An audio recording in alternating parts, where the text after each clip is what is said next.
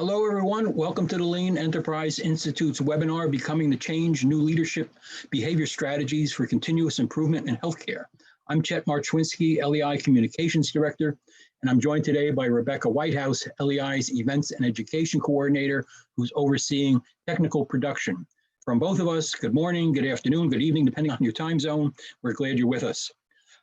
With this and all our webinars, we feature advanced practitioners, coaches, and thought leaders who share practical, actionable, and inspirational ideas that will help you develop an in-depth understanding of lean thinking and practice. LEI is a nonprofit in Boston, Massachusetts, dedicated to advancing lean thinking and practice and broadly sharing what we learn. Our founding CEO in 1997 was a management thinker and MIT research scientist, Dr. James Womack, who led the research team that coined the term lean production. LEI fulfills its mission by publishing books, hosting summits to build community, conducting online and in-person workshops, coaching companies, and publishing free content on our website at lean.org. There will be three parts to today's webinar. First up are a brief introduction to LEI and some tips on the webinar platform. Then our presenters will deliver a 40 to 45-minute presentation. And for the final 10 to 15 minutes, they will respond to your questions. By the way, past webinars are archived in the webinar library at lean.org under the Education tab. Access to the library is free and it doesn't require registration. So basically, if you have an hour to improve, get your team together or on your own, select a topic of interest and help yourself to a webinar. This webinar will join the cache along with a copy of the PowerPoint presentation. We'll let you know by email when both are posted. So we encourage you to explore the resources there and throughout lean.org. I wanted to mention to get comfortable with the this webinar platform if you haven't used it. At the bottom center of the screen, you'll find three tools. Click on the chat button to open up the chat screen where you can communicate with other attendees throughout the webinar. Click on the Q&A to open the screen where you can submit your questions to the presenters.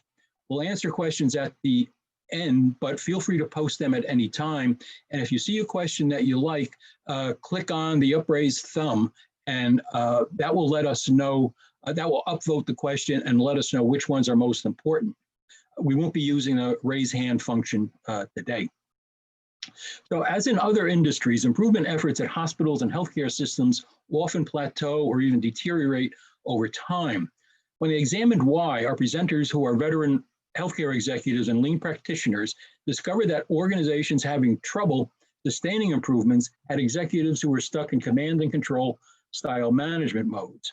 In organizations that were spreading improvement, they discovered leaders who displayed humility, curiosity, self-discipline, respect, and other behaviors that support organizational change. In their new book, Becoming the Change, Kim Barnes and Dr. John Toussaint provide a roadmap and tools based on their work with hundreds of executives around the world that leaders at any level can use to develop habits and behaviors that support continuous improvement. As I'll explain today, real change is personal. Unless they themselves become the change, CEOs, boards, and executive teams will be disconnected from organizational improvement work, and the improvement momentum will likely stall. So let's meet Kim and John. Kim Barnes is CEO of Catalysis, the first mission-driven nonprofit to develop educational programs to improve the healthcare industry.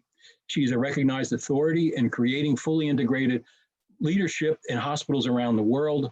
Formerly, she was vice president at ThedaCare, a large Wisconsin healthcare provider, and president of Appleton Medical Center and Theda Clark Medical Center. She's the author of Beyond Heroes, a management system for healthcare, winner of a Shingo Publication Award.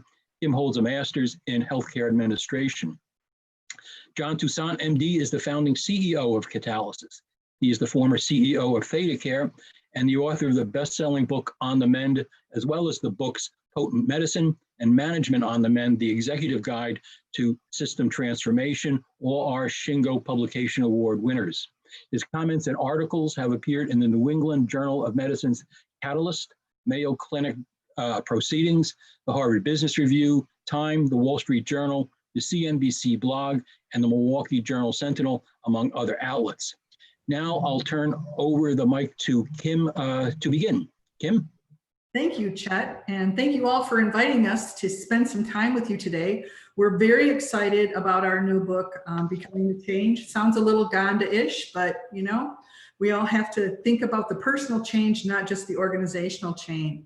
So this book, it really focuses on leadership and that personal journey through transformation. It's about not just education, but practice in changing the culture.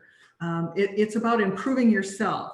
So we're going to break this down into two segments this morning. We're going to talk a little bit about the leadership assessment, because that feeds into the second part of our conversation, which is how to do a personal A3.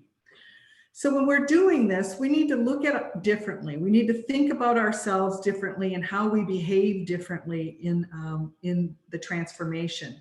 The intention is to focus on you personally and your change, not the organizational change. What are you doing as a leader to change the way?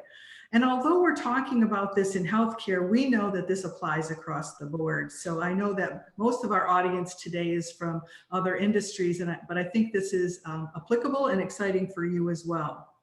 One of the things we noticed as we were applying our lean thinking and our education in this journey across the world is that to sustain the change, you have to do more than use the tools in the lean thinking. You actually have to use the Shingo model of principle-based approaches and think about what your principles are, your values are, and your behaviors.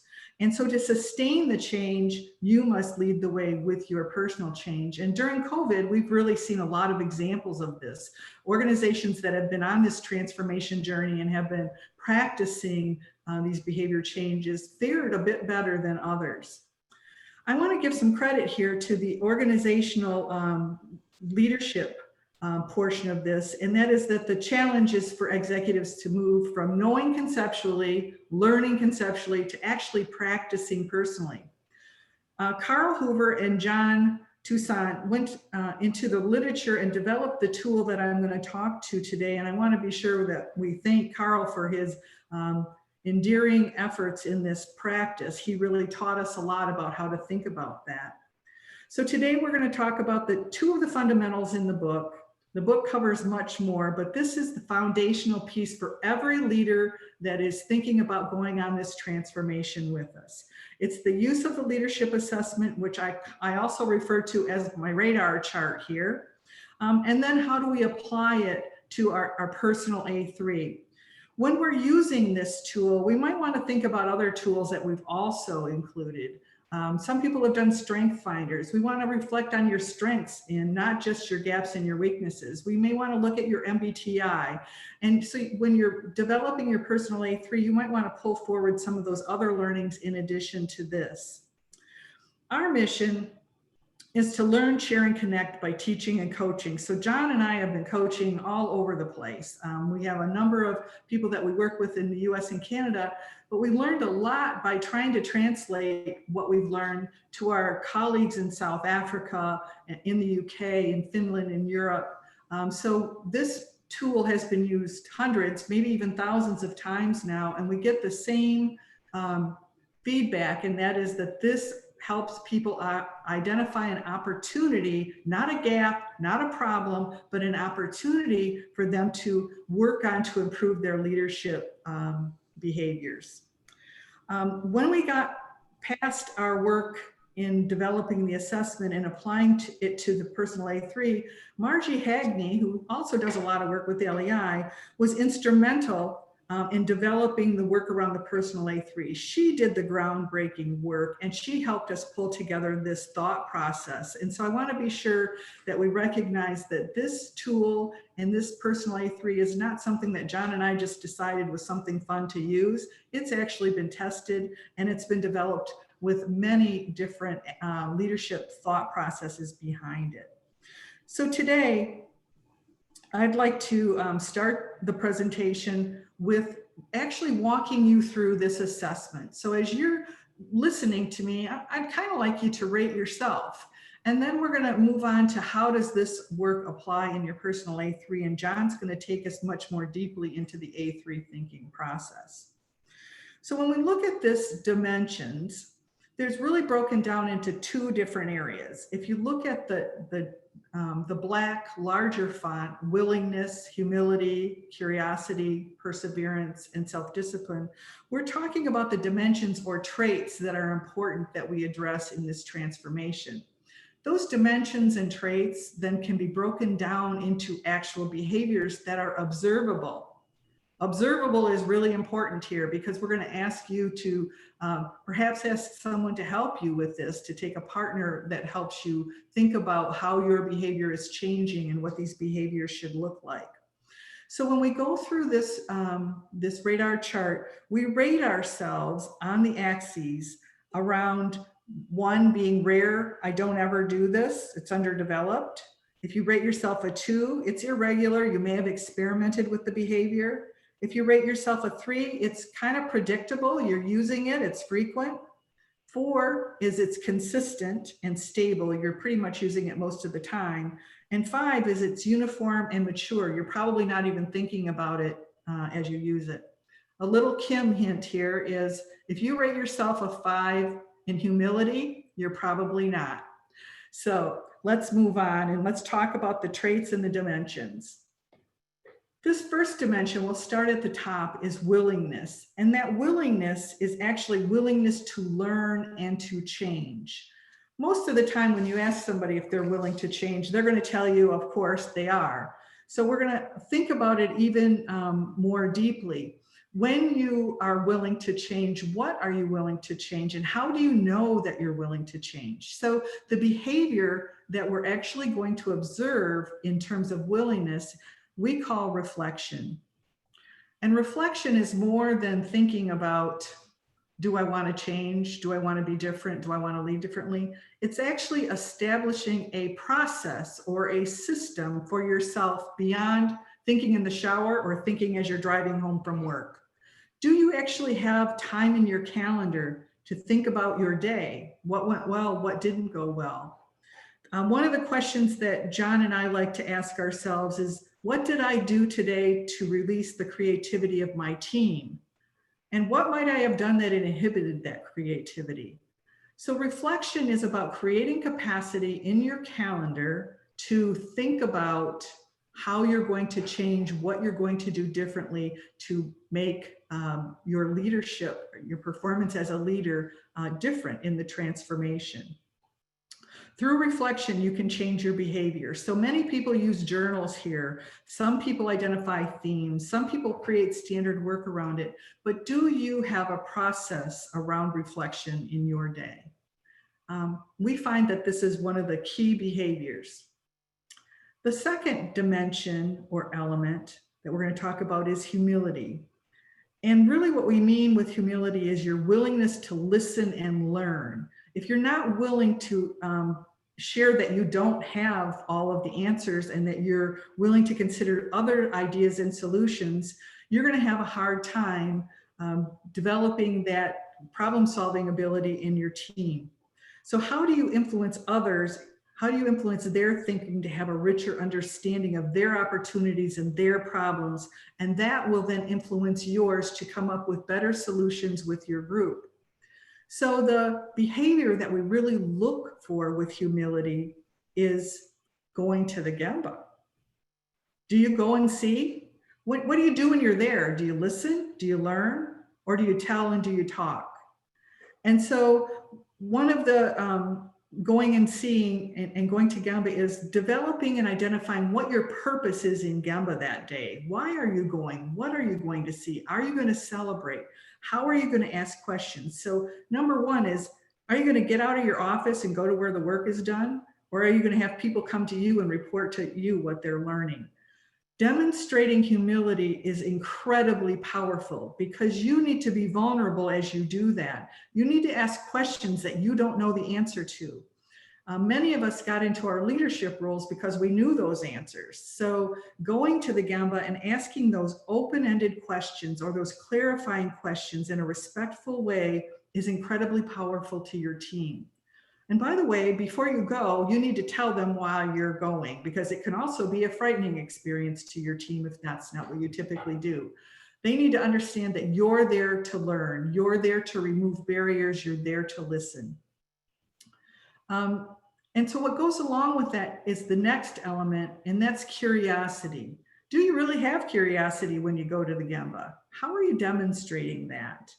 So when you go to the Gemba and you ask questions, do you really want to hear the answers, or are you interrupting? Are you asking open-ended questions? So if you're asking, to begin with practicing how and what questions rather than who or why questions. You get better at asking questions as you go along, but it's really asking questions to seek to understand and asking them in an open-ended way, and asking questions that you don't really know the answer to. Effective listening then follows that. Are you listening to their questions? Are you truly hearing what they're trying to tell you? Are you asking follow-up questions rather than waiting to speak? And I think a lot of us go to the Gemba with an idea of what we want to see, and we're waiting to speak. And we have to really harness that and suppress it and really listen. The next piece is, are we using A3 thinking? Are we using PDSA thinking as we seek to understand the background? Do we use kata questions? Do we understand the current condition? Do we understand what their barriers are? And what experiments are they running? And are we celebrating those experiments and offering our support to those experiments? So that demonstrating curiosity along with being vulnerable and going to the Gemba is probably one of the most powerful messages you can give your frontline staff. The next element is really perseverance. Now, perseverance should become the word of COVID, because we're all persevering through this. And what I have seen in some very elegant situations is that the front line is persevering, and they're running more experiments than ever, and leadership is supporting them, and subject matter experts that we never heard from in the past, some of those physicians who didn't really understand what we did before, are coming forward, and we're persevering through these problems. We're running rapid cycles of improvement. This is exhausting. And even in the non-COVID times, it's exhausting. And so the two behaviors that we think are important in supporting ourselves and being able to persevere through these complex times is, first, do we have a buddy or a partner that we can confide in, talk to, run ideas by, and invite them to give us reflection on some of these other behaviors we talked about? So do we have a buddy that can go to the Gemba with us and notice the kind of questions we are, and reinforce how we're doing effective listening, and maybe have a conversation with us, a debrief afterward? A buddy or a partner is someone that you trust, that can tell you what they see, can give you feedback. And it may be a spouse, it may be somebody that you work with, but it's an informal relationship. It's incredibly helpful in these times. The next behavior is, do you have a coach? Have you secured an executive coach or a personal coach that is helping you, that actually understands your development A3, or maybe your personal A3 that you might develop after this, and is holding you accountable to what you say you're going to do, and it's going to circle back to what you think your opportunities are and help you practice those new behaviors. So for perseverance and for moving forward through this COVID time, but even in just the regular complexity of healthcare, having a buddy or a partner and or a coach becomes critical. The last dimension is the one almost everybody says they want to work on, and that is self-discipline. So when we think about self-discipline, I think a lot of people think they can do that through the power of will. I am going to do this. I don't have a process. I'm just going to make myself do it. And what we have found is that leader standard work is the most effective behavior behind it.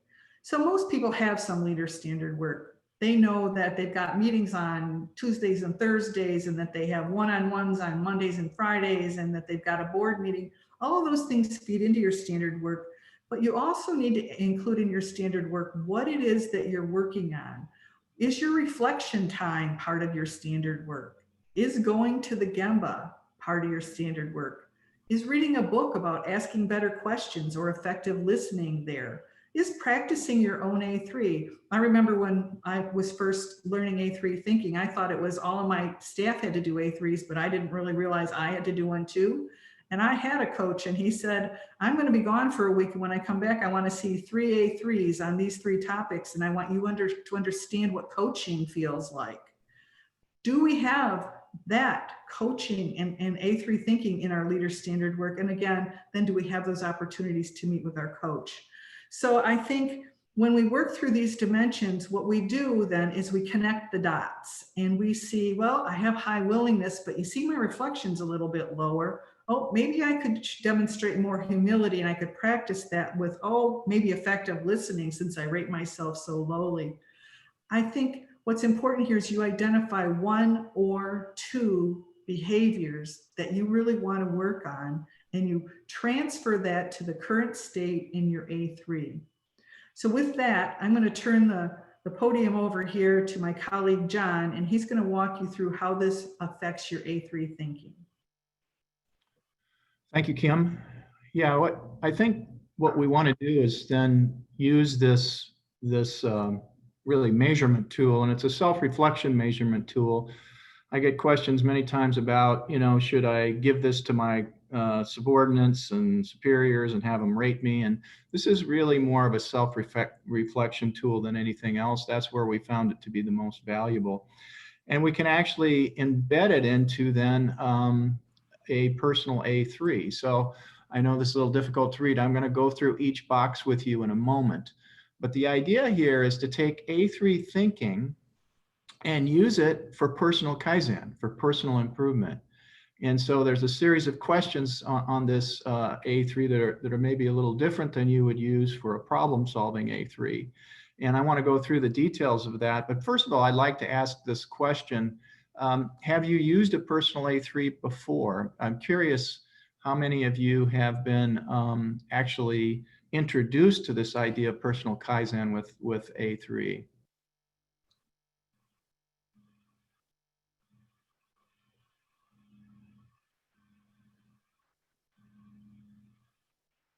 All right, so it looks like about maybe a third of you have had some experience with this, which is great.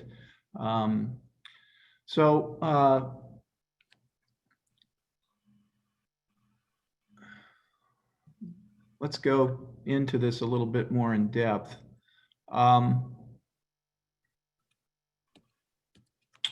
Okay. My slides are not advancing.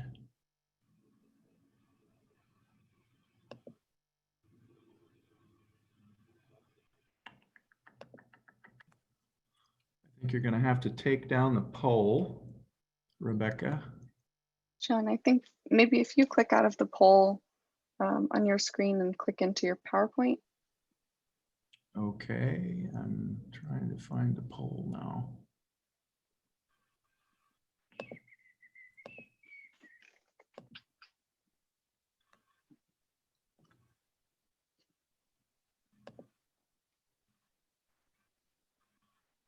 I'm going to stop this for the moment and I'm going to start it back up.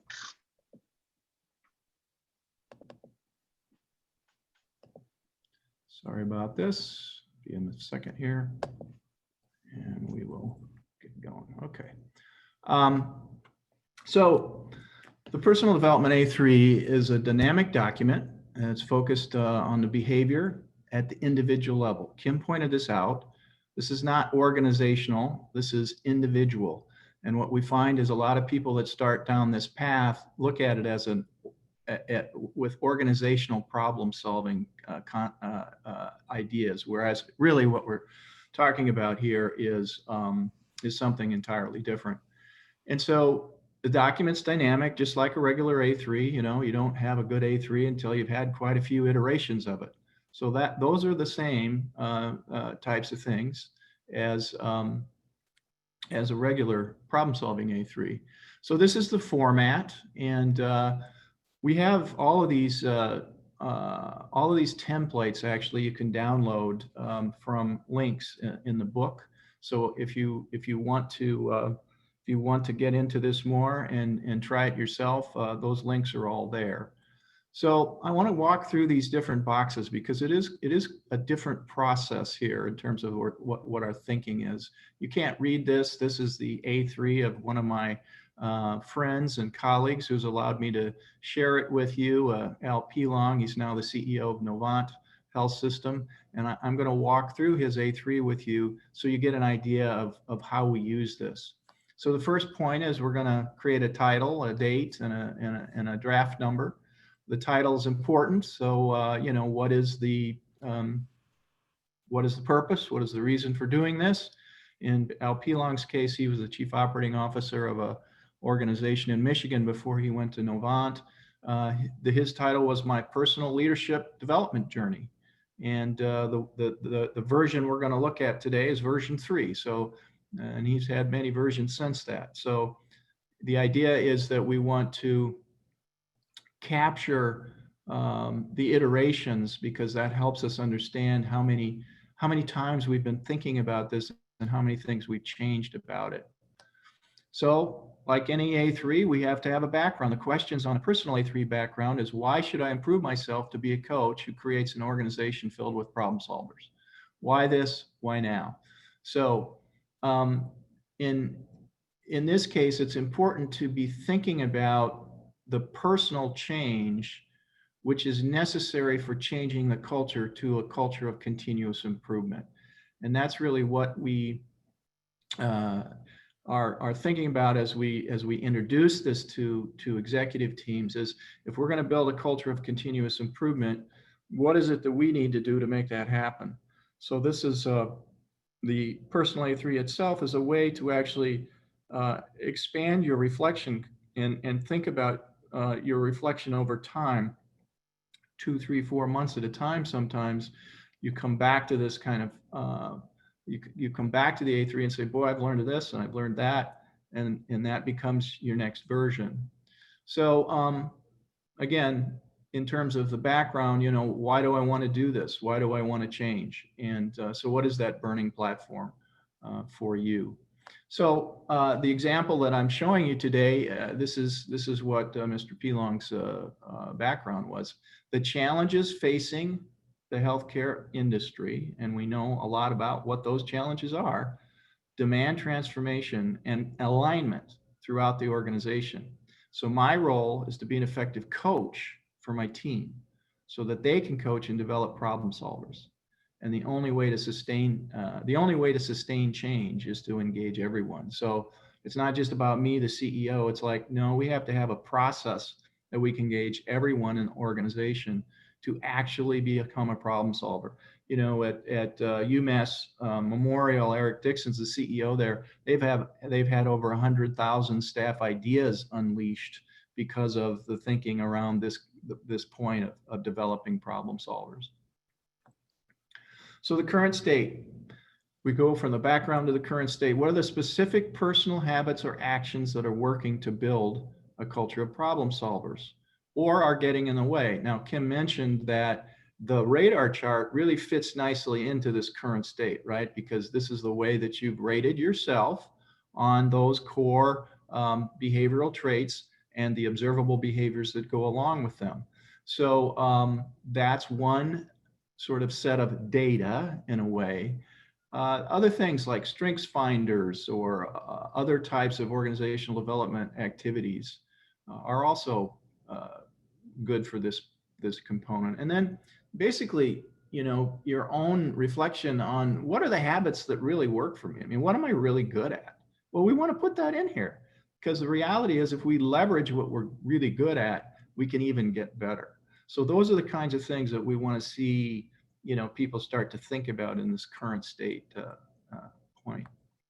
So to boil down our example, our executive's example, A3, this was what he said. He tends to do rather than coach others to do. You know, pretty common for us clinicians to, you know, be in a situation where we just go do it. And Mr. Pilong's a pharmacist, and he was used to solving problems, not coaching people to solve problems.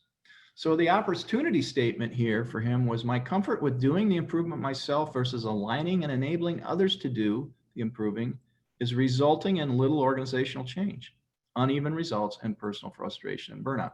So when everybody comes to you to solve the problem, Does that create a little stress?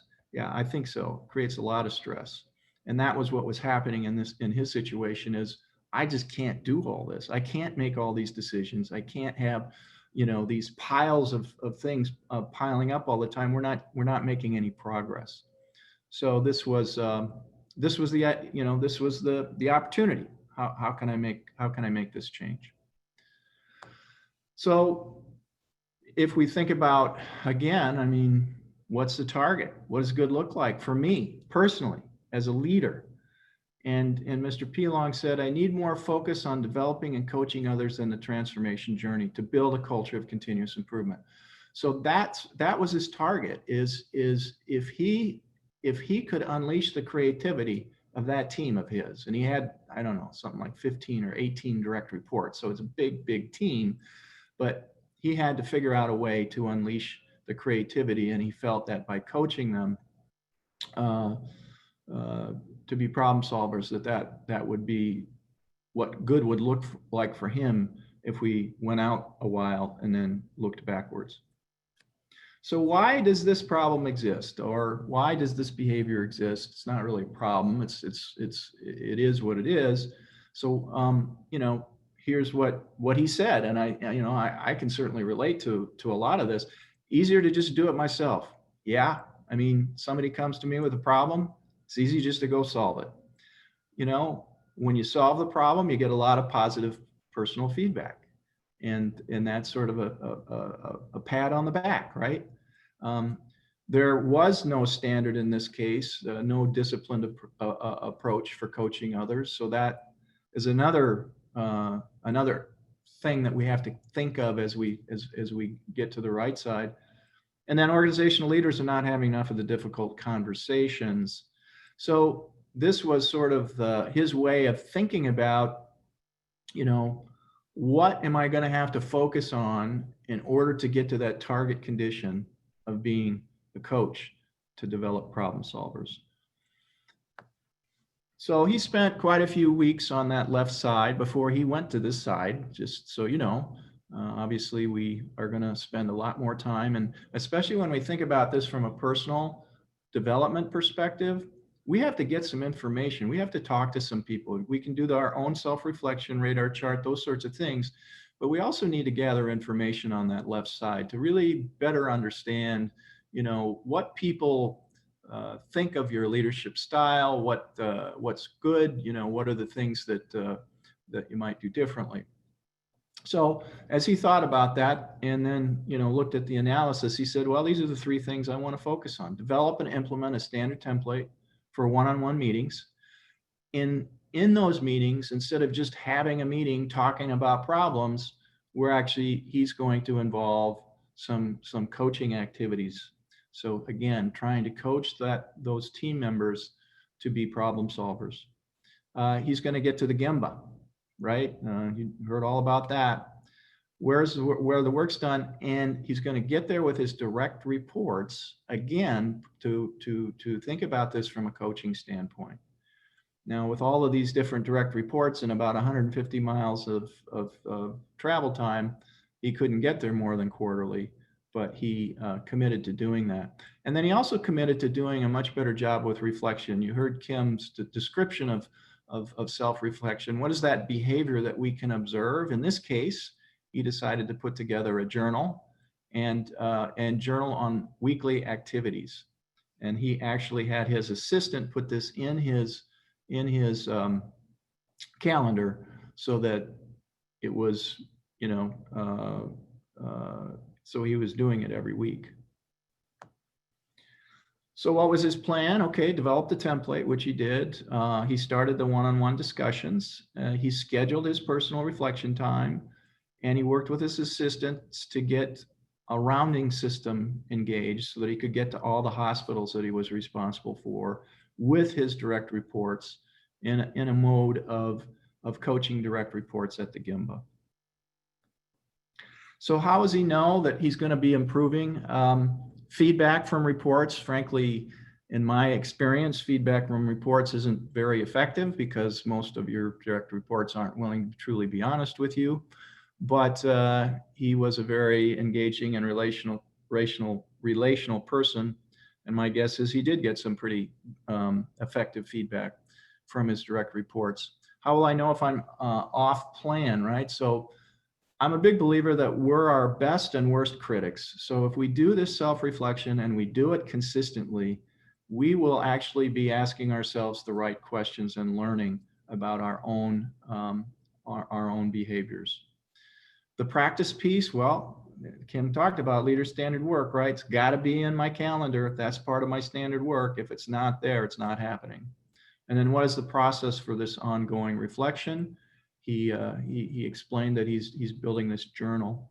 Who else will I involve? At that time, I was his coach, and so he involved me, and he involved his boss. So that's, in a nutshell, what the Personal A3 is all about. And in the book, we've written an entire chapter on both the radar chart and the Personal A3 with more detailed examples, including more details around the example I've just showed you. So it gives you an idea where to start. And I think that the point is, like anything with lean thinking, is you just got to get started.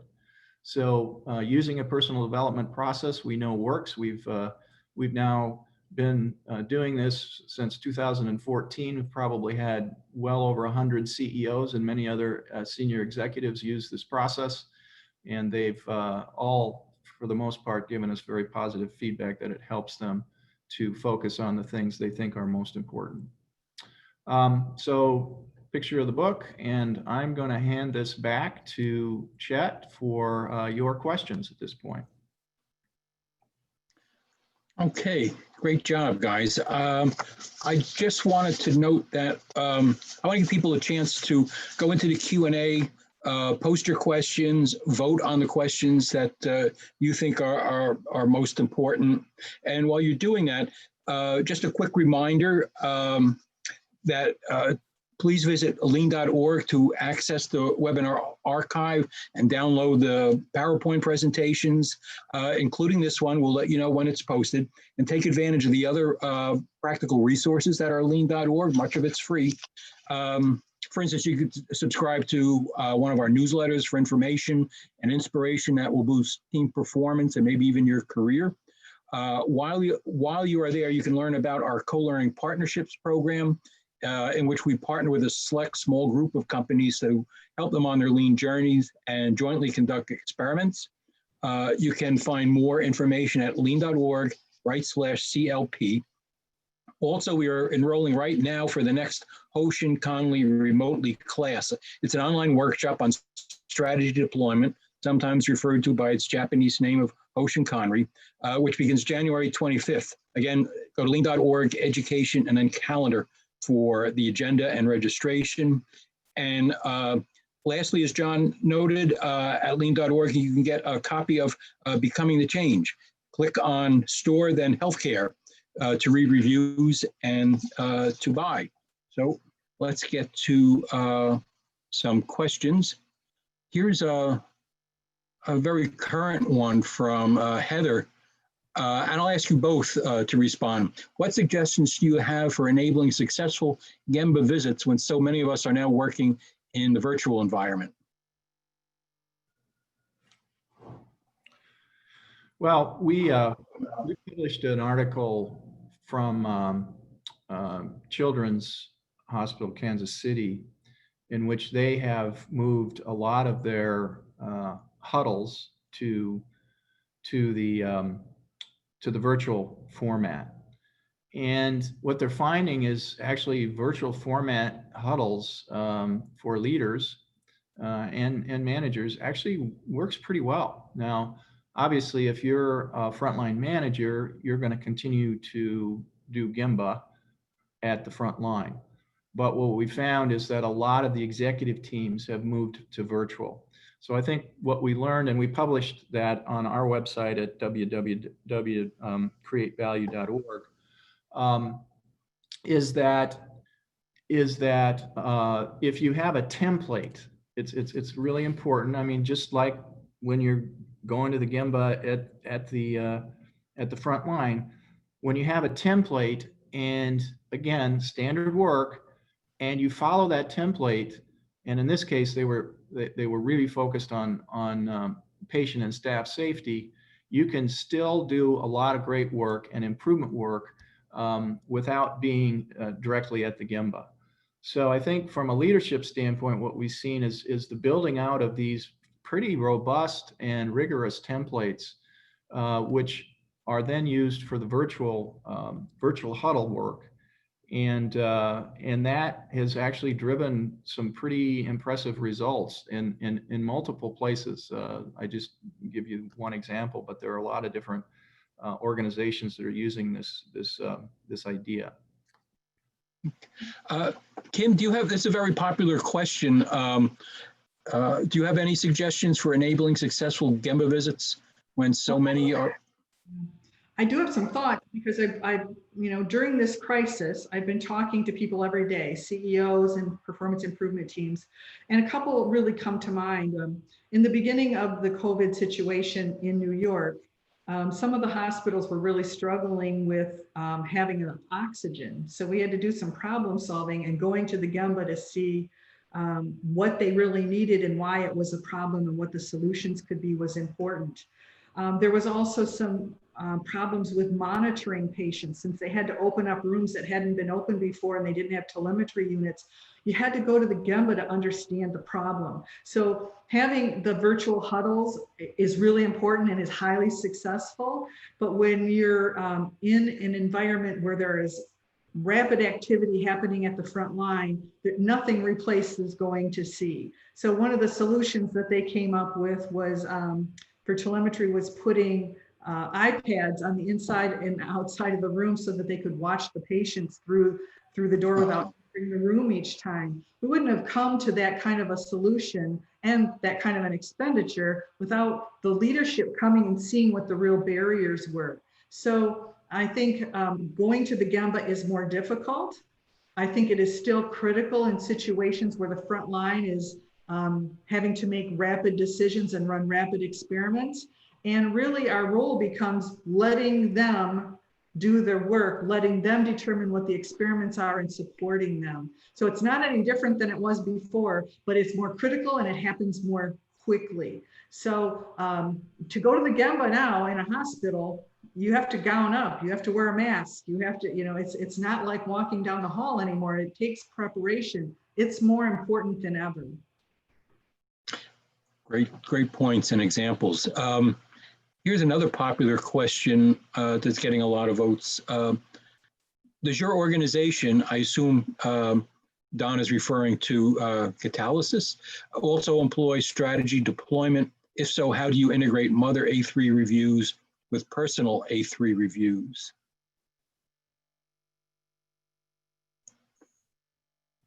We do not only implement strategy deployment for our own organization, but we teach strategy deployment to many others.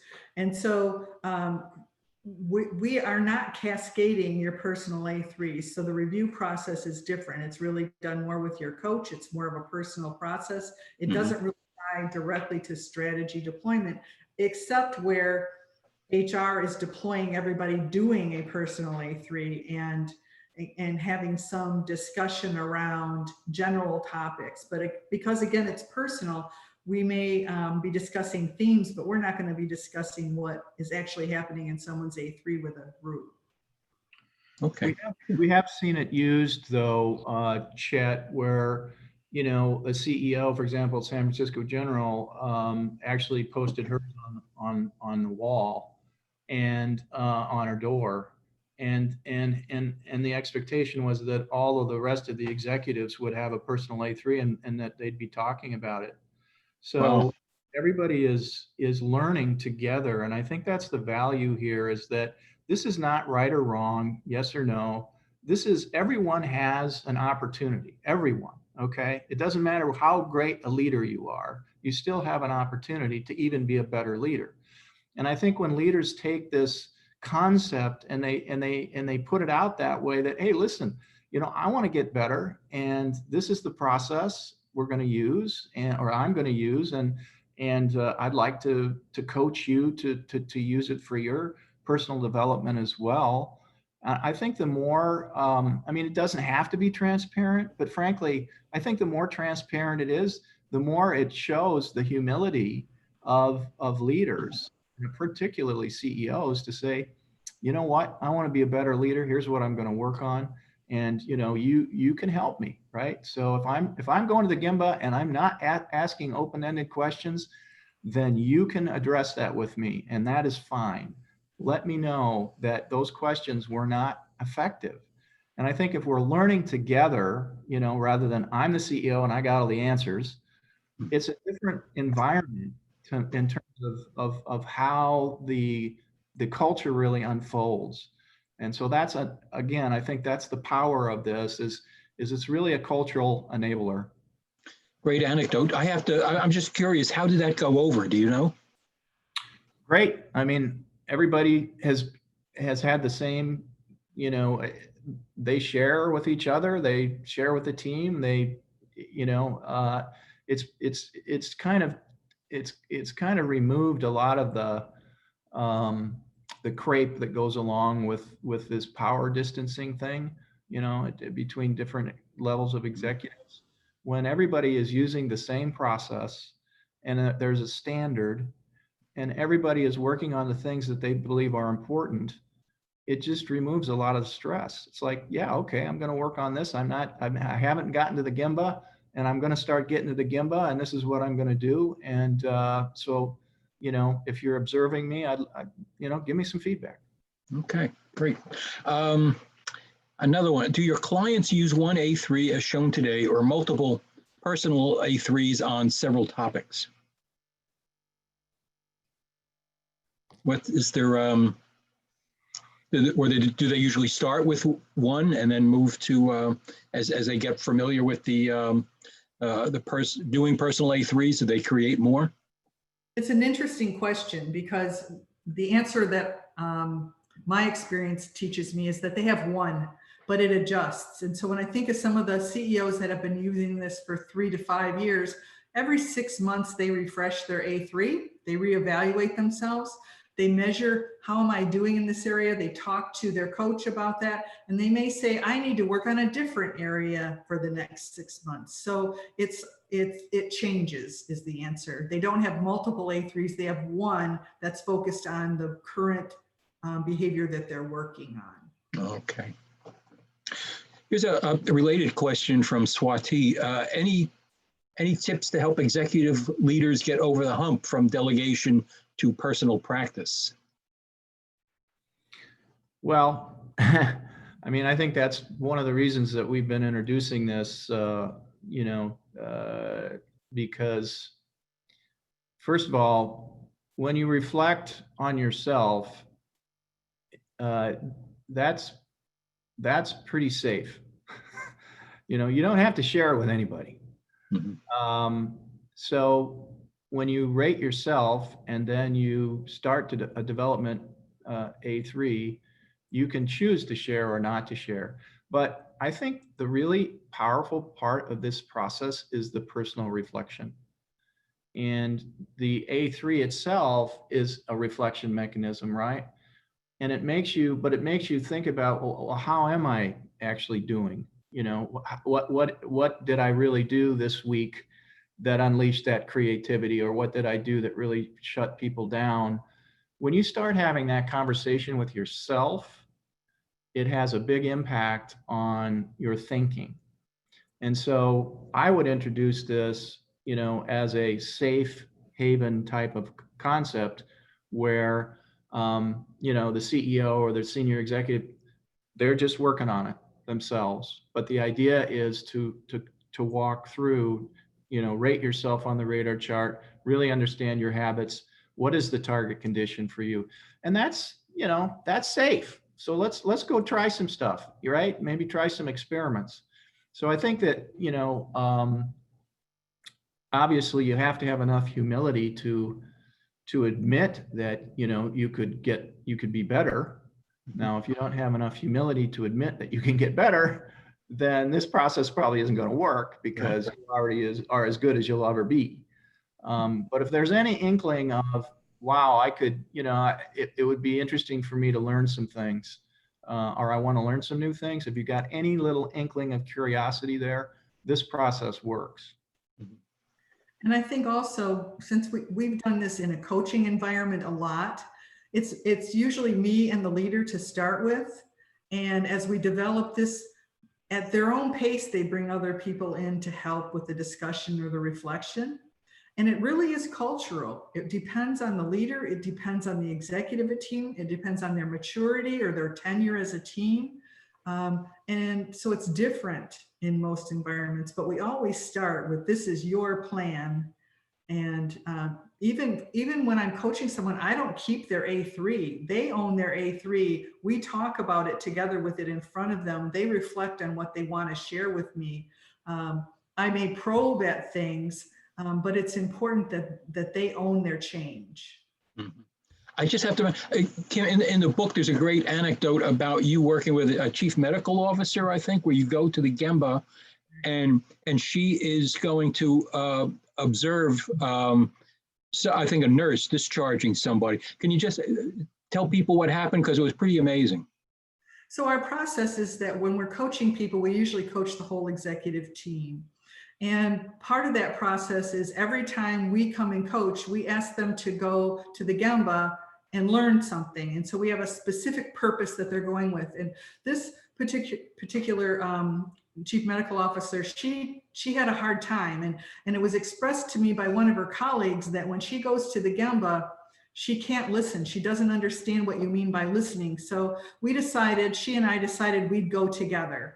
And so I said, what do you want to go observe? Let's go observe a process so we can explain to the person we're observing that it's not about them. We're trying to learn about the process for our own good because we don't want to intimidate people.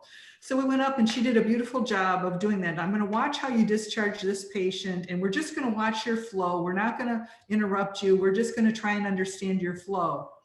And as we observed, she interrupted this nurse 13 times in a 15-minute period. Wow. Wow. And, the reasons she thought were legitimate. She wanted to make sure that the patient safety was at top of mind. But what she didn't understand is this nurse had standard work and she was following it. And the questions she was asking were going to be asked later in the process. And she never learned that because she couldn't interrupt. So when we went back to her office afterwards, I said, how did that go? And she goes, I think that went great. And I said, that was chaos. And there was a lot of interruptions. And she's like, that's how hospitals work. And my response was, let's think about why is it that's how hospitals work and what role do we play in that? And can they work differently? And who else could be involved? And what value did we add by those questions? And so, this is where having somebody else come with you is really helpful because she's a wonderful physician. She's a wonderful leader, but this process was not helpful. And it actually interrupted and probably instituted risk into the process because she was interrupting the flow and the thought so much. Yeah, it was a great anecdote because she sounded like someone who wanted to change, but just had to figure out how. And this helped get her on that path. So, Scott has a question. Once you have completed an A3, do you have any tips on maintaining once you have moved from that behavioral change, once you have moved on from that behavioral change? I don't know that you ever move on from it, right? It's continuing. Well, I think what's interesting, that's an interesting question, but I think what's interesting about it is that if you do that radar chart and then you do it again like 2-3 months later, what you'll find is you pull in a different spot.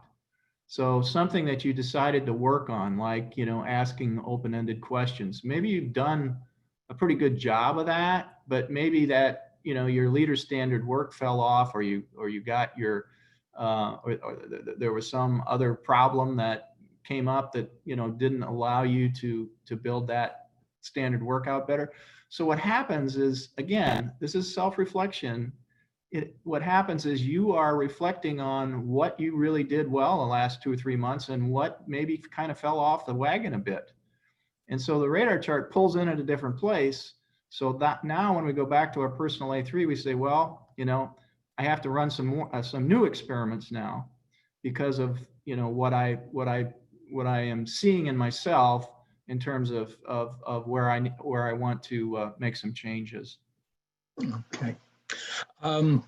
This is from an anonymous attendee, but I have to admit that in reading the book, this a question occurred to me because you talk a lot about the way change has happened in the past with lean transformations and where some of the shortcomings are. So here it is the completion of an executive personal A3 a pre-requirement to launching an organizational improvement program?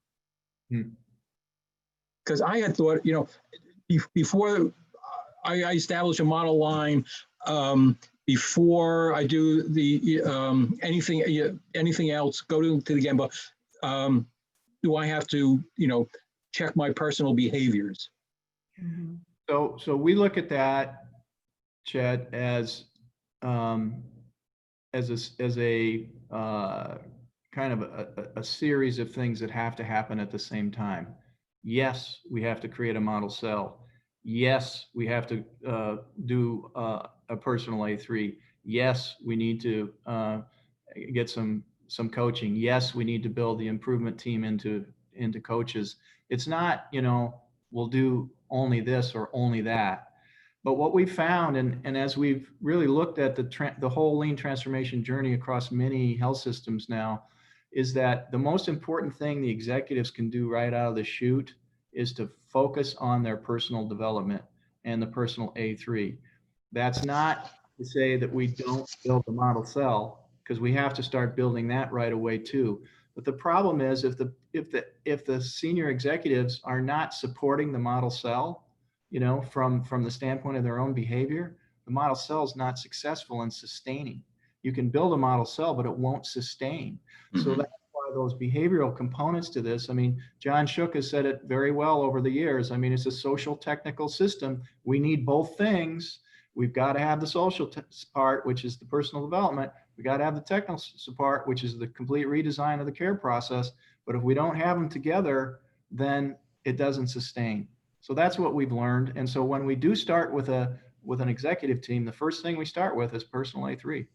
And thanks to Margie Hagney, again, call out to her for teaching us that. Okay, what is the recommended timeline?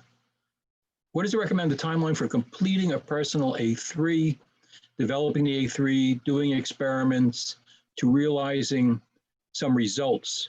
Usually problem-solving A3s are 90 days. Is that what is expected, or is it shorter?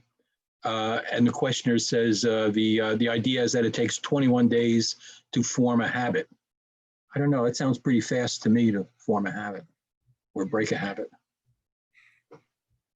I think our experience has been it takes a bit of time, and most of our CEOs are reflecting in 6-month cycles. So we spend, when we're teaching somebody the personal A3, the first, we're coaching them once a month. I would say the first 3 months, we put a really heavy emphasis on the left-hand side of their A3, of really understanding what it is they're changing, what it is they want to try, why is it a problem or an opportunity? And they're running experiments by probably 60 days, but the first 3 months are critical to deeply understanding why they're doing this and what it is they want to improve. And then we start to see some of the improvements at that 90 days and up through 6 months. Would you? Okay. Yeah, I think that's what our experience has been. Again, spend a lot of time on that left-hand side, really understand, what's your strengths, what's your habits, what are the things that you really want to focus on, get some feedback, that all goes into it. It's no different than a problem-solving A3. It's personal. We're almost out of time, but I wanted to bring this in because one thing you make a point of, and I haven't seen this before, you're talking about board members too, changing behaviors. How do you reach the board? If you got a CEO, is that your entree into the boardroom to have them change? Well, the CEO is critical, obviously, because they are in many ways, the leader of the board. But what we found is if we don't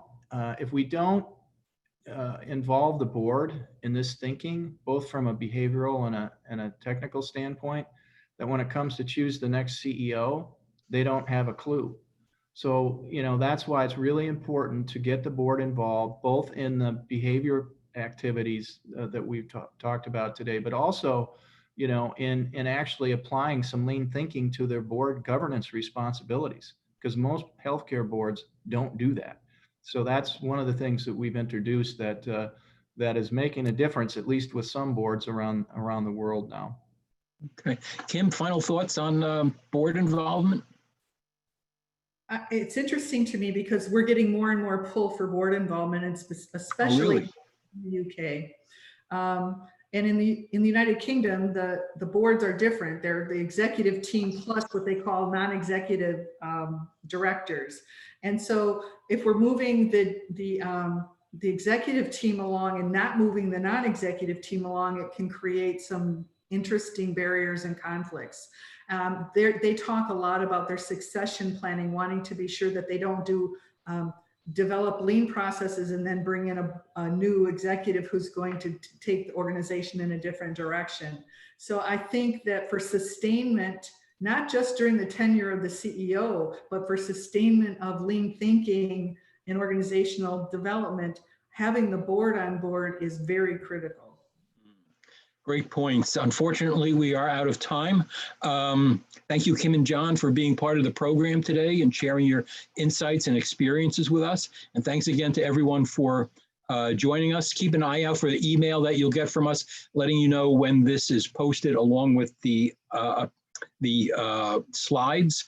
We'll review the questions we couldn't get to. The hosts have graciously said that they would answer those questions. We'll let you know when they are posted also. And I hope you join us online at lean.org and for future LEI webinars and workshops. On behalf of the presenters, myself, and everyone at LEI and Catalysis, we wish you continued success in your lean journey.